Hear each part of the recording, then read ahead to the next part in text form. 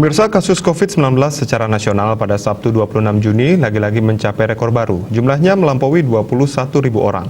Rekor baru ini dipecahkan selang sehari dari rekor tambahan kasus sebelumnya pada 24 Juni lalu. Saat itu tambahan kasus mencapai 20.574 orang.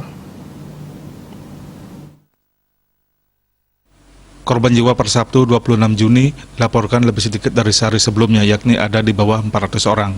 Data Satgas Penanganan COVID-19 Nasional memperlihatkan terjadi penambahan 21.000 lebih orang, kumulatifnya menjadi 2.093.962 orang.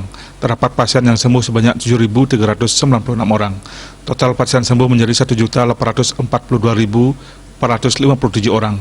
Sementara itu untuk pasien terkonfirmasi positif COVID-19 yang meninggal jumlahnya mencapai 358 orang, sehingga kumulatifnya menjadi 56.729 orang selama pandemi berlangsung sejak Maret 2020. Jumlah pasien COVID-19 yang masih dirawat mencapai 194.000 lebih. Selain itu masih terdapat 129.000 lebih suspek.